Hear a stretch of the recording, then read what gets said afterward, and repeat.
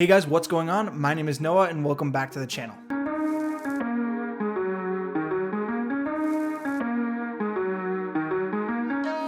This video is going to be the first video in a two-part video series where I'm going to go over in this video how to jump on listings and how to incorporate jump on listings into your dropshipping business for Amazon. And in the next video, I'm going to address how to create brand new listings and how to incorporate new listings in your Amazon dropshipping business in order to create a brand and in order to create brand recognition and loyalty with your customers. Before I get into the video, I just want to say that jump on listings are also known as piggyback listings or also hijack listings. So whenever I use the terms interchangeably, I'm always going to be referring to jumping onto a listing that already exists. Also, this video is going to be broken down by different categories and different topics. Some of the topics are more beginner friendly, so if you're more advanced, you can always go down to the description and you can click on the timestamp to click to where you actually want to go in the video. The very first thing that we're going to be discussing is what are jump on listings. Now, like I said, this is a very beginner topic, so I'm going to be very quick with this definition. Now, in order to understand what jump on listings are, you need to understand how Amazon works, and Amazon is a catalog-based system. What this means, as the definition I wrote, there is one listing for every single item, and sellers who have the same item are all going to be shown and featured underneath one listing.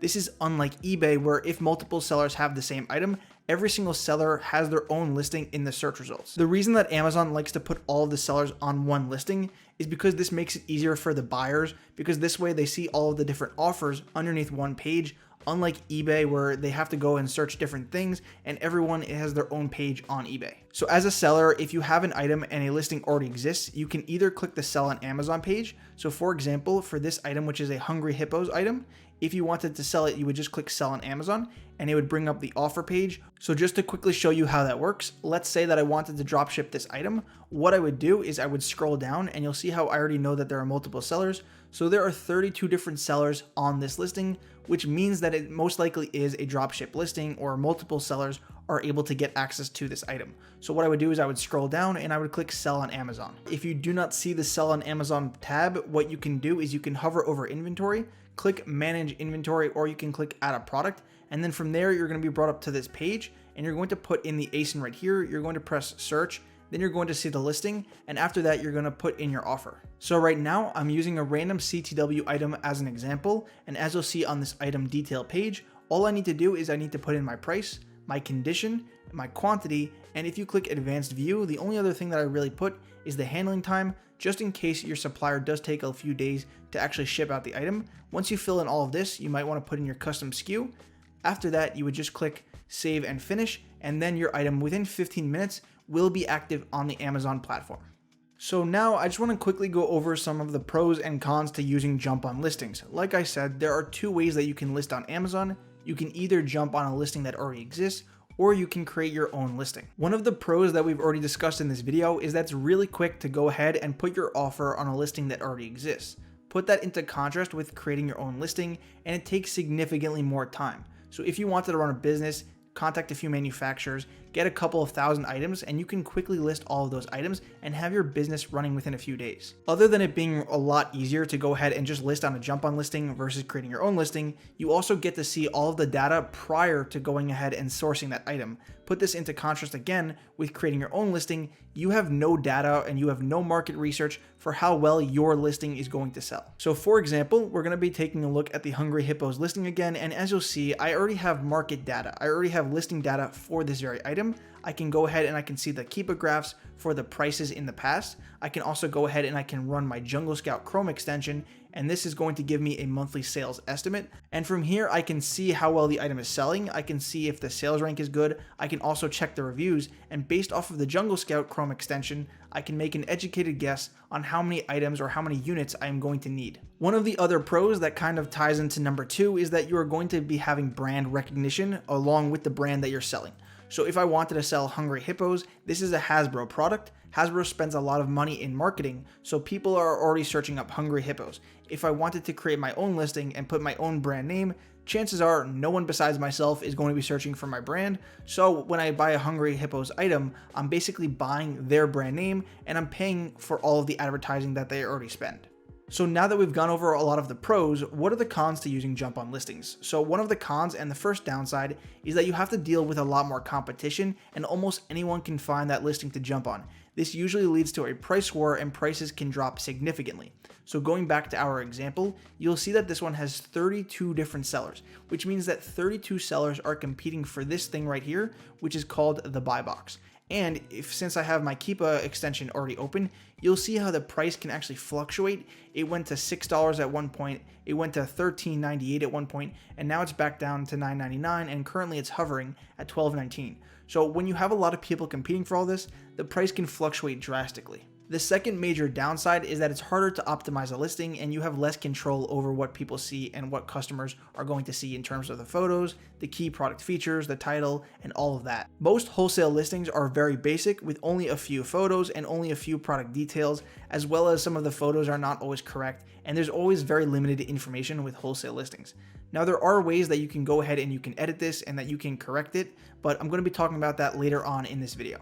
So right now I'm going to pull up two different listings, and the first one is going to be a private label listing and the second one is going to be a wholesale listing, just so we can take a look at the contrast and the differences to show you that when you create your own listing, you have control of the keywords and you can optimize it a lot more. So with the wholesale listing, you're usually going to see very few photos. So for example, here we have Dial Soap, and as you'll notice, there are only 2 photos. These photos are very clear and there is a white background, but still it's only 2 photos. If you put that into contrast with this private label listing, this listing has upwards of 7+ photos. Amazon gives you or allows you to put 12, and also all of these photos, they all have text. These are lifestyle photos, and studies show that customers convert better through these photos rather than just seeing 2 photos with the product. If you're creating dropship listings, or if you're creating new listings for products that you're going to be sourcing from wholesale suppliers, you're not always going to be able to get the best photos, but what you can do is you can hire someone on Fiverr or hire another photo editor to go ahead and edit the photos just to create some more lifestyle photos or to add some text to make your photos better and that are going to convert higher. To keep this segment relatively short, the other major differences are that typically you can put more keywords or more search terms in the title when you're creating your own listing, so you'll see how this one optimizes that versus all of these wholesale listings. Other than that, these product features are more flushed out, they're longer, they're more descriptive, versus regular wholesale listings usually only use about 3 when the maximum is 5, and also it's usually just like 1 sentence or a couple of words, versus when I'm creating my own listing, I usually put actual paragraphs or sentences that are going to explain the features a lot more. Probably the most glaring issue that I always see with wholesale listings is the description. With the product description, usually you'll just see 2 sentences. Also, sometimes it's mainly just the product features just reiterated in the description, just copy and pasted, versus most private label listings, either they're going to have brand registry, where they're going to have a very nice description, or they're going to use HTML, and they're going to make the descriptions look really nice.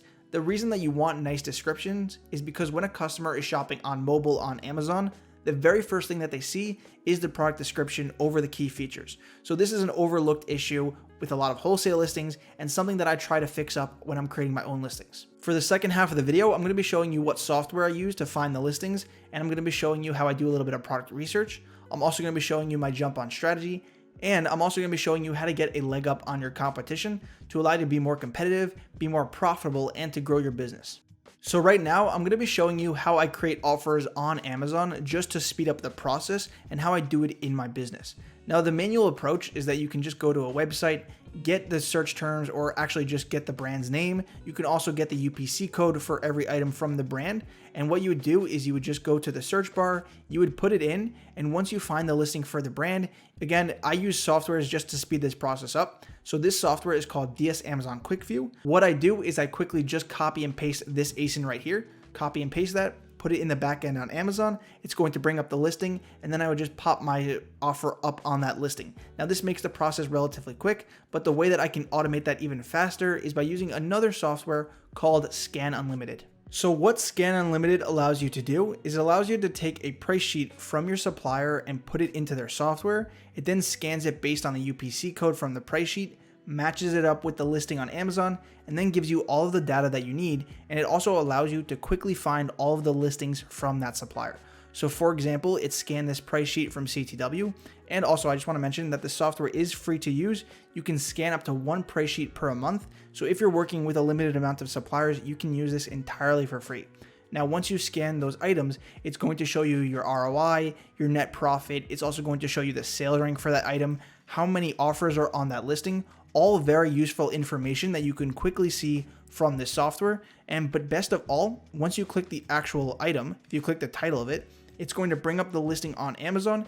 And what that allows you to quickly do is you can quickly just press sell on Amazon and you can put your offer. Now you can literally just pop this out one by one, going through every single item that this company actually offers, making it extremely easy and quick for software that is essentially free. For my jump on strategy, when it comes to sales rank, I really do not pay attention to it. Now, if the item doesn't have a sales rank on it, and I can also see that the listing was created a while ago, then maybe I might not list it. But as long as it has a sales rank, there really isn't any harm in listing that item as long as you are profitable.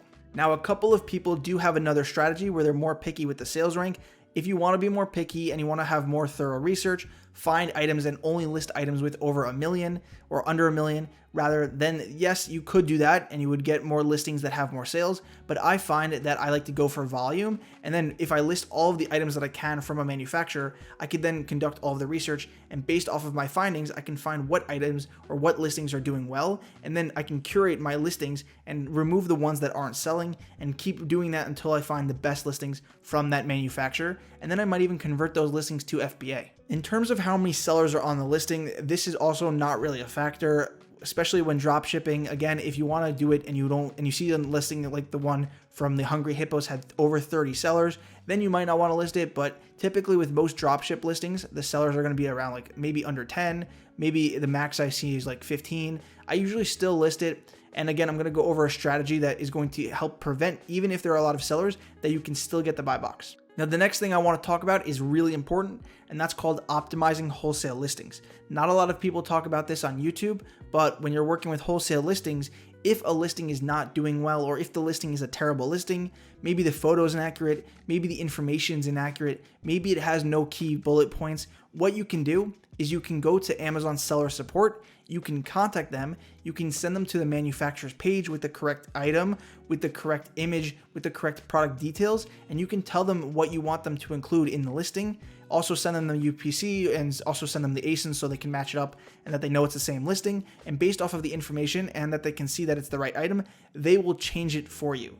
The reason that they want to do this is because they want all the customers shopping on Amazon to have the most accurate information, and this way it helps Amazon improve the chances of making a sale on that listing. I hope that made sense. I'm going to make a video in the future, maybe showing how to do that and how to optimize wholesale listings. So let me know down in the comments if you would like to see that video. The next thing that I really do take into consideration, unlike the amount of sellers or the sales rank, is reviews. Now, reviews are very important to me.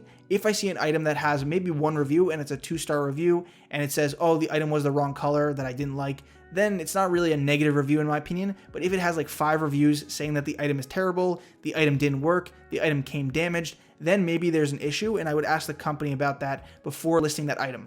You don't want the seller, or you don't want to be the seller selling an item that's defective, because then the customer might leave you a negative review on Amazon, which is going to affect your order defect rate, which is going to then put your metrics and your account in jeopardy. The 5 ways that I stay competitive and that I beat out my competition are: number 1 is called MAP pricing. This means minimum advertised price. This is where your supplier has or says that you cannot go below a certain price, meaning that every single seller selling that item can't go below this price. So if everyone's selling on the same listing and they all have the same item at the same price, that means that Amazon is just going to rotate the buy box, and then maybe you might consider going FBA if the listing is good enough and you can actually beat out people doing FBA. But if everyone's just drop shipping, this is a way that I still get sales even though there are multiple sellers on the same listing. The next way that I beat out competition is through exclusivity. So with exclusivity, I can be the only seller for that brand. Now, sometimes this does take convincing. Sometimes you have to prove yourself to the brand, but a way that I do get a leg up on my competition is being one of the only sellers or the only seller for a certain brand on Amazon. So also let me know if you want to see a video showing you how to contact these brands and how to get exclusivity with them for the listings on Amazon. The third way that I remain competitive, which is pretty common, most dropshippers do this, is getting ungated in certain categories. If you get ungated in a category that your competitors are not ungated for, then it allows you to sell more items that people or other people are not going to be able to sell. The fourth tip that I can always share, like I said before, is optimizing your listings. If you can optimize a listing that a lot of people neglect just because of how bad it is, maybe you can clean up the listing and have Amazon change the photo. Maybe a listing has a really high sales rank, but someone sabotaged it by giving it the wrong photo. If you have the photo changed, this is a great way to revamp a listing and to get a leg up on your competition. So I actually only have 4 tips, not 5. I by mistake wrote as a joke, I was going to say thank you for coming to my TED Talk, but I actually read it as a 5th tip. So thank you for coming to my TED Talk. I hope that you guys found this video enjoyable. I like these types of videos where I have the Google Docs, and I think it allows me to convey information better and allows me to create more helpful videos. So I really do hope that you guys enjoyed. If you did, be sure, or I would appreciate if you guys can hit the like button. I'm not going to be like Graham Stephan and say smash the like button, but if you did enjoy the video, be sure to smash the like button. If you're new to the channel, be sure to subscribe. I come out with new videos every single week talking about wholesale e-commerce and how to grow your business on Amazon and eBay. So thank you guys for watching. I'll see you guys in the next video. Peace.